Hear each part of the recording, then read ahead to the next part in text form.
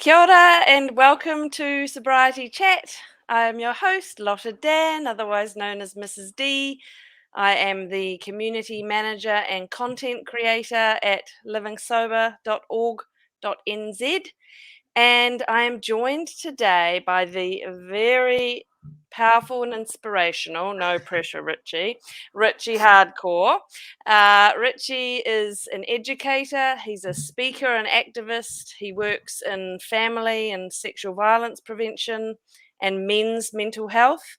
He's also a former Muay Thai champion, coach, and personal trainer, and he is sober. Welcome, Richie. Yo, thanks for having me. Oh, it's great to see you. Thank you for joining me on this Friday afternoon. Yeah, my pleasure. It's great day. So I'm primed for a good conversation, full of vitamin Always a D. good day to talk about Yeah, living without alcohol. yeah, I think so too. It's my favorite topic. Yeah, Um, evidently you made a life of it. exactly. I'm also about to start a university course, and it's like all these topics that are new to me. And so doing this work is like getting in a warm bath because it's my easy favorite topic. Oh, cool. What are you doing at university? Counseling, believe it or not.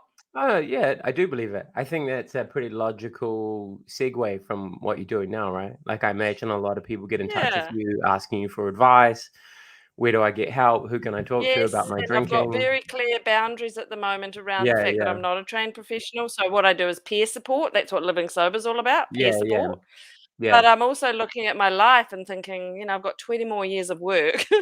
yeah. What's my career going to be? And so I figure if I do this training now, then I've got something I can fall back on. Richie, this is not meant to be about me, okay? Oh, no, I'm cool with it. I'm the same. Like, people message me every week, most days, about where can I get help with my drinking or my partner's drug use or my mental health. So I fully resonate with what you're talking about. Right, so let's talk about that. So first of all, you are perhaps a little bit different from the normal guests that I would have on in that your story isn't so much that you were drinking to the point where you really needed to quit and then became sober. Am I correct? Or at least tell us, what is your sort of story with alcohol? Were you ever a big drinker, or what's led you to be the person you are today with Yeah, alcohol? I grew up with an alcoholic dad. So my dad's he's in recovery at the moment. But my childhood was really tumultuous because of my father's own struggles with mental health and because he dealt with that through chronic alcohol use. Um, and that goes back through like my whakapapa. Apparently, my grandfather was a heavy drinker. My great grandfather on that side of the family came back from World War One. We would imagine very traumatized from what he'd experienced, and that traveled down the family line, right? Which is common of, I guess, a lot of us who have been affected by either our own struggles with substances or um, other people's. So I always had a real aversion to drinking, I suppose. So when I got into like my adolescence, about 15, and my friends started um, drinking and using drugs, I kind of had like a knee-jerk reaction against it. And strangely enough, I had also the willpower to be like, nah, bro, I don't want to get hammered. Amazing. Um, yeah, I'd been doing martial arts for a couple of years, and I really think that gave me a lot of the self-esteem required to reject peer pressure to some degree. And Yeah, to my and it dad's credit, like, my dad had taken me to the local community hall and told the instructor, "Hey, I'm not doing the best job as a dad. Can you help out my son?" Because oh, I was not particularly confident young person. In fact, confidence is a relatively new thing uh, that I've developed. Um, but yeah, that kind of gave me the ability to, I guess, reject what all my homies were up to. And because I grew up with like chaos, I always hung out with like the extreme ends of people, like whether that were my friends or the people I'd train with or the people I'd go on to have romantic relationships with in my 20s. You often recreate what's familiar to you. And what was familiar to me was a lot of Chaos. like chaos and drama. Yeah, but it's So I still don't know if amazing that you reject. I mean, given I imagine you say my homies were doing it with the booze. We know the society we live in that is very soaked in alcohol. So yes, you had this sort of physical activity that was lifting you up and making you feel good and had you connected to people, but still, it was quite a lot to reject that culture entirely. I mean, was it? Did you ever drink and get drunk and yeah, just yeah. not like the feeling of it in your body, or was it really just, "I am not doing this. I can see what this is doing it for my dad, and I'm not going there." Yeah, no, I did experiment with alcohol and drugs. So while I initially rejected it, eventually like I'd muck around with it once in a while. Um, but but it was very like infrequently. We're talking like a handful of times a year. And I last got like proper hammered when I was 24 years old. And then I just resolved I'm never gonna get that drunk again because I was can I swear on your podcast? Yeah, go. Because I was I was an idiot and I puked up and got an alcohol sick, which wasn't common, but I did do that a few times through my youth. Then I intermittently would drink super sensibly, like nursing a drink, you know, having water between drinks for a couple more years. And then I think I was in Chile. I'd gone to university in South America and had a few drinks at a New Year's celebration in Valparaiso. Woke up the next day and decided, I don't, that's me. Like, not because I was hungover or I'd made any terrible life choice. I was just like, this doesn't really add to my life. And in fact, it takes away from it. Amazing. So Gosh, yeah, I took me quit. till 40 to figure that out. Yeah, I was 27 and And were you still I hanging around people and socializing, and did you find that difficult, or were no, you yeah, no, comfortable being? so back then, my ex-partner was a real heavy social drinker, and a lot of my friends were really heavy social drinkers. In fact, most of them. But I also had, I suppose, what we'd call a protective factor in that was part of I guess, a youth subculture called straight edge, where people choose to abstain from alcohol, drugs, smoking, and even promiscuous sex. It was like a whole subculture that fell out of the American punk rock and hardcore scene in the 80s. Right.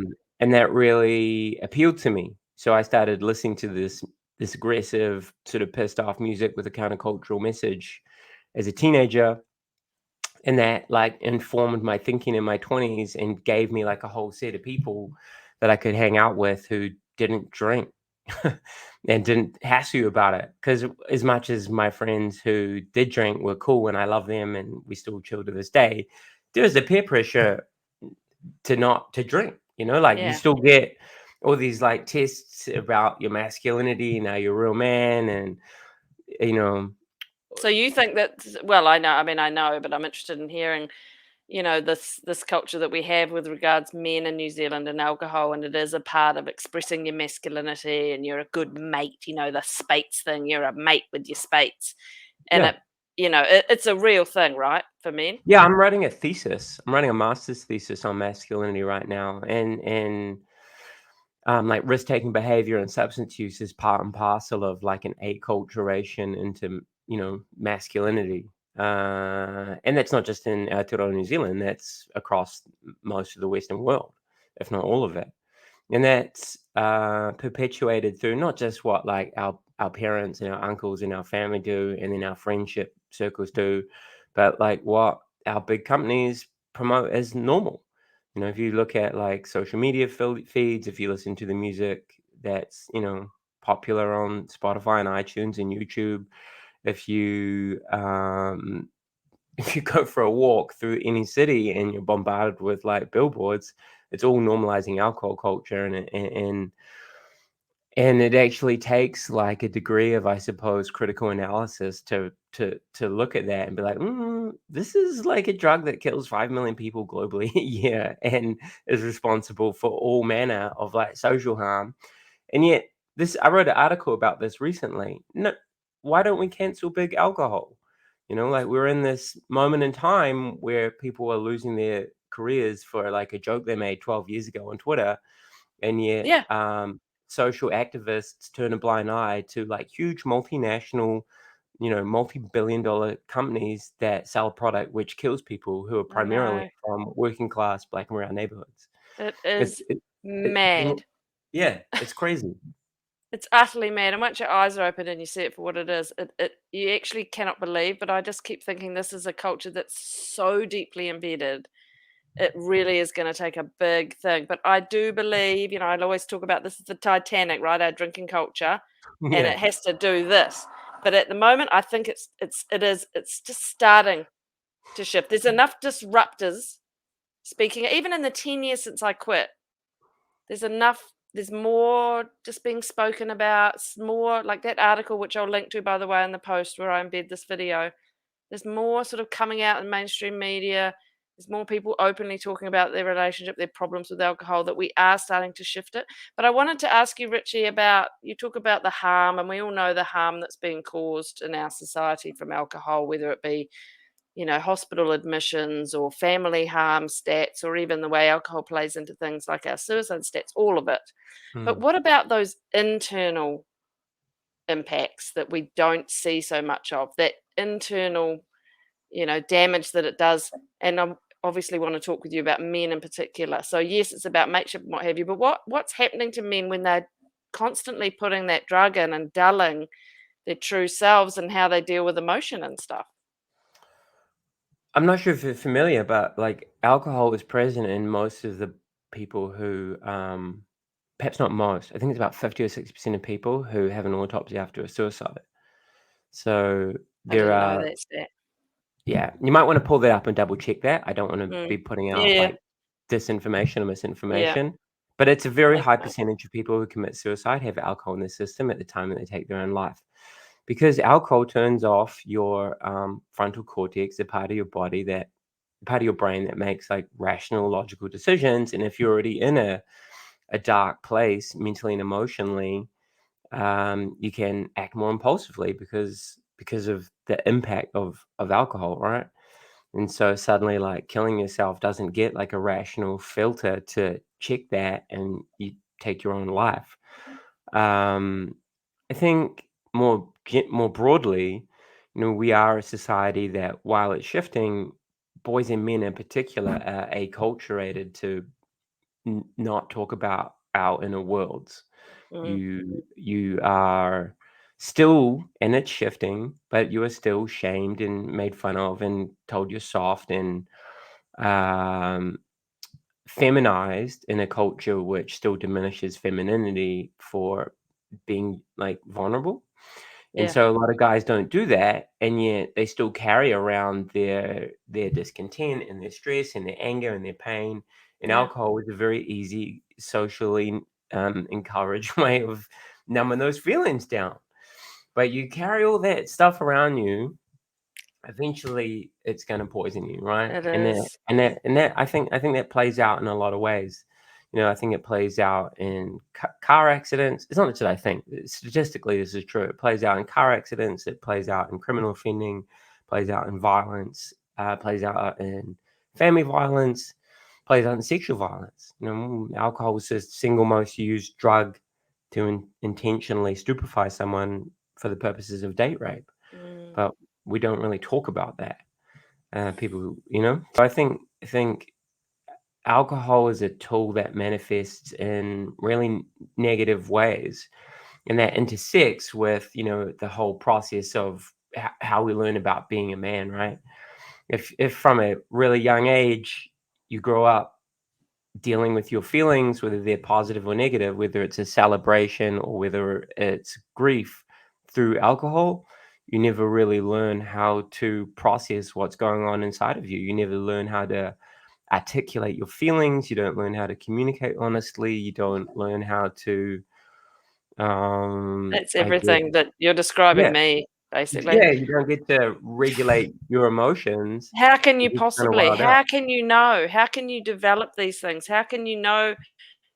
How can you possibly, when you are constantly altering your brain chemistry? Yeah, For me, it was daily. For a lot of people in New Zealand, it's daily. But taking it away is painful, right? And you said at the start of this that people contact you almost daily wanting help.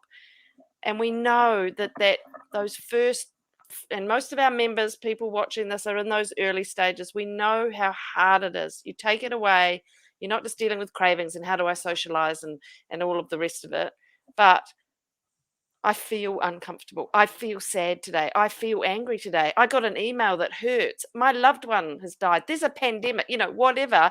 And you've got no coping mechanism. It's hard. So, how do you talk to men that come to you about what to do about that? It's a big question, I know, but. I'm sorry, someone keeps knocking on my door. Can you pause this for 1 second? Yeah, let's pause. Pause.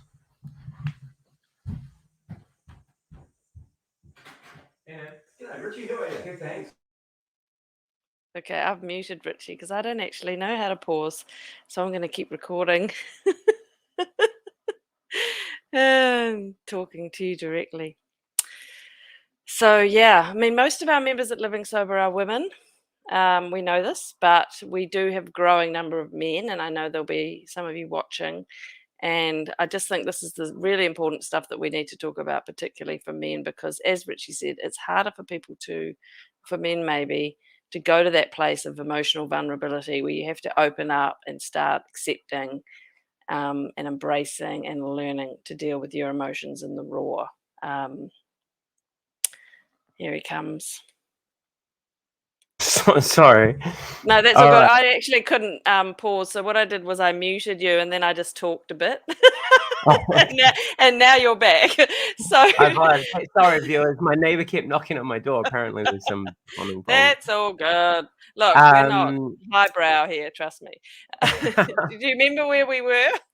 Yeah, you were talking about dealing with how do men learn how to deal with their stuff when alcohol's been taken away. I think that's a difficult question because, like you said, like it's often the key point of like socialization, right? When I go give a talk to a rugby team or to schoolboys, I'm like, how do you ask people to hang out? And they say, do you want to catch up for a drink? Like it's so ubiquitous. It's part of our syntax now. It's part of the language that we use, catching up for a drink is what we consider the go-to way of hanging out. And when we don't have that, it can be hard. So I encourage a fast track to bonding too, isn't it? You get that dopamine hit. You're instantly relaxed. You're kind of connecting on that level. And then, it's like a fast track to it, but it's just not that kind of deeper, it's so cliched, authentic way of connecting. Yeah. And infrequently, I think there's nothing wrong with that infrequently. But like you said, Lotta, like for a lot of people, that's like a daily thing. They come home from a stressful day at work in a crazy and global environment, and they have a few drinks to like take the pressure down. But kids growing up watching that are getting conditioned to that sort of behavior, and then they'll generally go on to recreate that. There's a friend of mine, Peter Thorburn, who's a amazing drug and alcohol counselor, and he explained to me this concept of operant conditioning. Your operating environment like programs you for your own behaviors later in life. And if operant conditioning. Yeah. Wow. Okay. You So should check it out. Yeah. He explains it like this. You should definitely look up Peter. He's an amazing dude. He's spoken at a few workshops that I've delivered, and he's awesome. But he talks about, if you're a little kid, dad comes home, he's real pissed off, or mom, and they get to the fridge, crack a few drinks, and you see them like visibly relax, right? Eventually that kid will start having their own problems as a teenager. And how do you think they've been like socialized to deal with their emotions, like we're talking about, or their mental well-being, or their mental state? Alcohol is a go-to. And then obviously you have broader culture and normalizing that message day in and day out through entertainment and advertising. So how do you deal with that? Well, I obviously, if you follow me online, I talk about building a lifestyle that you don't always need to escape from, right? And I know that sounds like a really privileged thing because many of us have economic stresses that mean that we do a lot of shit that we don't like for a lot of the time, whether that's long hours at jobs that we don't like, or not seeing our families enough, or not seeing our friends enough, all the things which are good for social cohesion and good mental health, our broader environment is actually makes it hard to do. I would suggest, but that doesn't mean that we still can't put looking after our mental fitness at the forefront of how we live our lives. So I think all people need to actually put that at the first, like, it's like everyone's mental and physical and spiritual and familial health should be like at the forefront of their minds. Like how we all live our lives needs to be radically redressed, I would say. I think we need to put eating well, sleeping more, being offline more, working out daily, whatever that workout looks like, first, and everything else second, because we have a crisis of anxiety, depression, over medicalization, social fracturing, and alcohol and drugs are like a go-to readily available way for addressing all of that stuff. And the only people who profit from that are big, big, big corporations who don't give a fuck about you. And it doesn't And actually really help in the long it term. That's the doesn't problem. help. It Like, compounds and adds.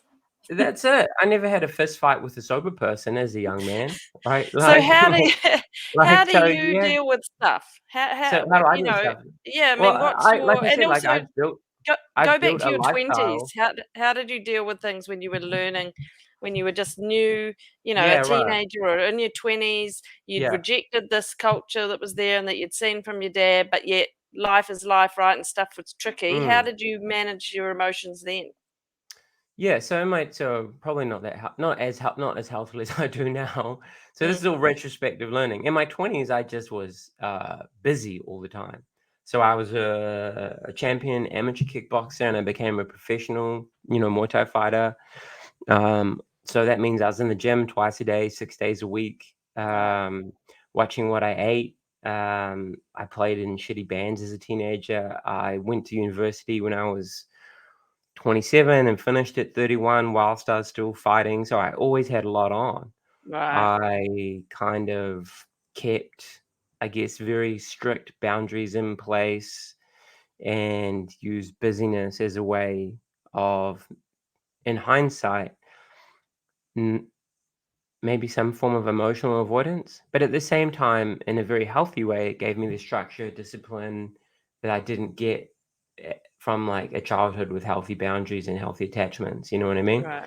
Yeah. Yeah. So it it had its negatives in that if I look back at my romantic relationship through my 20s and even early 30s, I didn't know how to be properly vulnerable and intimate with people because I always had this barrier of structure Yeah. that I couldn't deviate from. Like tightly held. Yeah.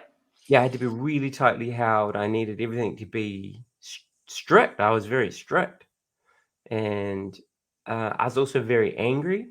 And that had a healthy catharsis through the musical scene I was involved in, which I was like always at concerts, whether here in New Zealand or in America or in Australia, listening to this really aggressive yet positive messaged music. And also, I was in the gym every day working out my feelings, Right. There's a right? lot going on there. Ah! Yeah, yeah, yeah, yeah, yeah. This my day was like this, like, I'd go to Thailand for like, you know, a month, 2 months, like I'd leave my partner at home. I'm like, peace, I've got to go on this like spiritual journey, Yeah. go running in the 40-degree heat, listening to like metal smashing pads for an hour, sleep all day, do it again in the afternoon, like. And I'm grateful for that because a lot of my friends got into like gangs or drugs or Mm, suicide or, you know, all the statistics, all of the sort of young people I deal with now, I work with young people in services using like Muay Thai and stuff as a mentoring tool. I really see my younger self in them. mm, So I'm really grateful for that. But at the same time, whilst I was making healthier choices, I wasn't always necessarily processing emotions. yeah. But I did start going to therapy when I was about 24 or 25. So that gave me some insights. And it wasn't Yeah. until I got divorced when I was 34, 35 that I went back to therapy because all that stuff that I had just kept a lid on through busyness Yeah. It wasn't there anymore, you know. I'd broken up with, I guess the first person who really made me feel seen, I Mm. suppose. And then I'd also retired from fighting because I was going through like Right. a bit of a rough patch mentally, I suppose, in hindsight. So I had this big void. I was going through a divorce. I didn't have this single focus of combat sports anymore, and this big void sort of like emerged. But I didn't fill it with Right. alcohol and drugs. You know what I Right. mean? You didn't.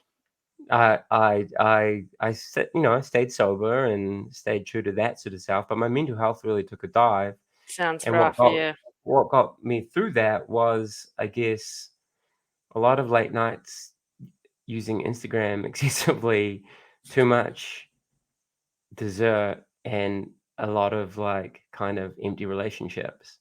So Mm. it hasn't always been like this virtuous journey of clean Perfection. living. I Yeah, know. yeah, yeah. Like this is what I've found, this is what I've learned over the years, is that it doesn't have to be alcohol. It can be shopping, it can be food, it can be an excess of rigidity in your life, and it can be the inability to sit with yourself, and it's easy to like date or hook up with people. All Yeah. these things are like affect numbing tools, right? They take us away from ourselves. They stop us from really feeling hurt or stress or confusion or any of these sorts of things. And yeah, I guess in hindsight, I kind of, without knowing it, was always in some sort of relationship or another. But uh, because I was hurt, and on some level, whoever I was dating was invariably hurt too, because we are like magnets. I don't know about you, but like, I talk about this in other interviews I've done. Elaine de Botton does this wonderful talk called "Why You Almost Will Always Marry the Wrong Person." Oh, I'll link to that. I'll find it. That Oh, it's sounds truly interesting. brilliant. It's truly brilliant What because is it called? Why you? why you almost will always marry the wrong person. And Wow. he talks in very light-hearted but deeply insightful terms about how we find what's familiar to us. And if we have like some sort of like psychopathology, or we have some sort of mental health issues, or we're in we're in the habit of rescuing, like someone like me who's not a heavy drinker but grew up with a heavy drinker in my family. I don't know Yeah. if you're familiar with like family systems, alcoholism, Yeah. or you've looked at like Al-Anon and stuff. Yeah. You know, like that was me. Like I would always like be like, if you're like hot and beautiful and you got some issues going on and you're funny, we should totally have a relationship. And and we would trigger one another. And I've been in some wonderful relationships with people whose issues intersected with mine, but I've also been in some pretty chaotic ones. Mm. And it would be easy for me to say, well, they were crazy, they did the alcohol and the drugs, and they had the personality disorder. But the fact of the matter is that I had my unresolved issues too, and we just fell into roles, and it takes work and therapy and prolonged sobriety and sitting with your discomfort And being and honest with yourself, and yeah, that's being obviously honest with what happened with yourself. you. You had that little eye and that gritty phase when you got divorced and you were eating too much food and doing too much Instagram or whatever it was, that horrible gritty phase, but there was that little part of you that was going, "This isn't right, this isn't right." And I Well, always I say think that's one of the things, you gotta listen to that little worried voice inside well, because I that's kind the of just wise got sick part. and like I'm sober, right? I've been sober for 15 years and never had a drinking problem, but I got sick and tired of being sick and tired. You don't Mm, have to be an alcoholic to feel like that. I got sick and tired of having my heartbroken. I got sick and tired of trying to save people. I got sick and tired of trying to make sense of why does this fucking keep happening? Like, what mm. is wrong with me? And I had to go on a real journey to understand that. And I've read countless books and listened to podcasts and talk to people who are older than me, who might have been through Yes. some of those cycles. I And love those people, don't you? oh, some of the most insightful people on God's earth are people who have been through the shit, Yeah, And but and they're that's the yeah. people they're my people. That's like my spiritual homeland. Like, if you're fucking Exactly. from a white picket fence family, true story, I find it real hard Yeah. to relate to you. Yes. Like, You need to most of my seek out those of us that have gone down and then up again, because yo, that's if where the you gold is and the this is why I discomfort. kinda It's get it hard as yeah, hell though, right? When you're there, yeah. it's It's hard as like hell. But and it's interesting, like, I was talking to, my partner Claire, and, and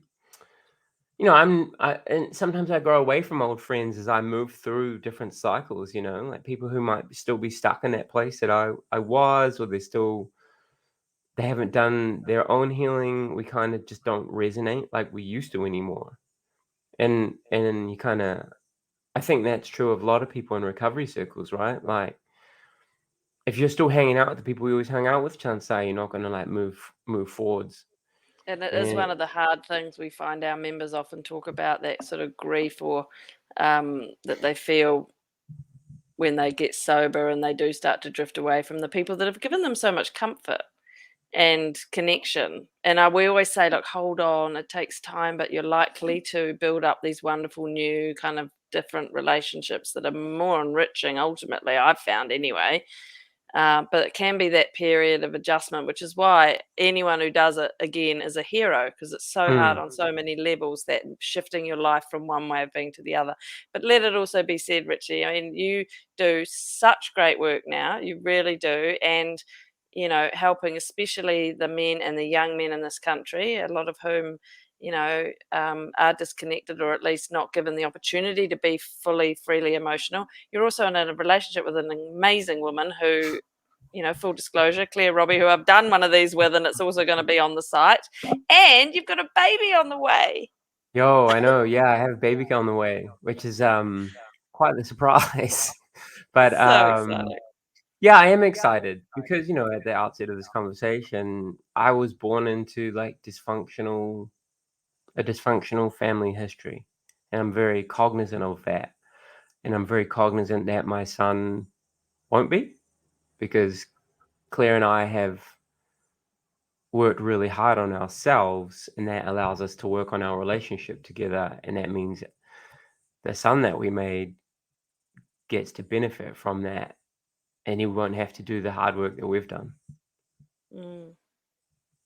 He'll do his own hard work. Life will happen.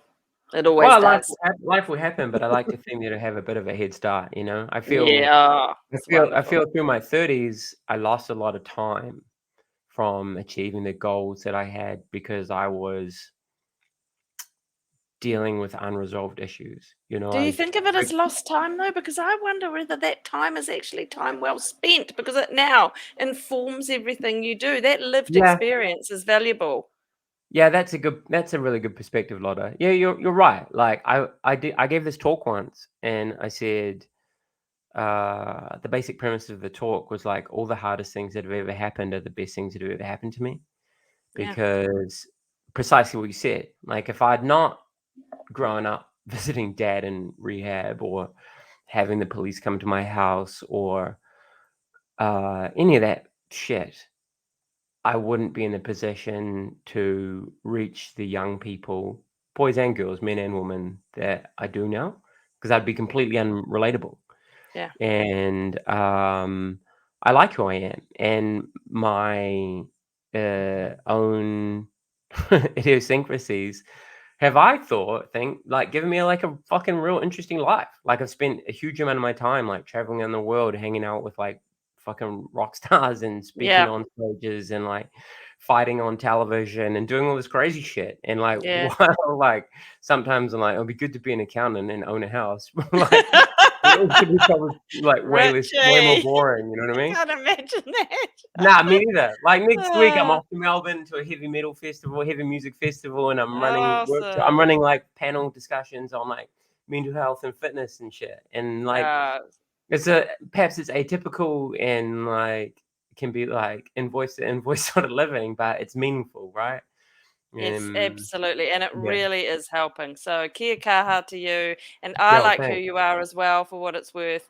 And I Oh, thank thank you you. again for coming on this sobriety chat for our website. We've got thousands and thousands of members. We get a lot of hits. And, adding your voice to help us disrupt the status quo around alcohol and emotional stuff is just really valuable. So thank you. Well, my pleasure. Thank you for being interested in talking with me, and thank you for your hard work. Like I really empathize with how hard it is, and I just really want to like mahi to you and acknowledge you for what you're doing. It's important. Thank you, Richie. All right. Well, on that love fest note, bye bye. Yo, nice to talk with you. See ya. Bye.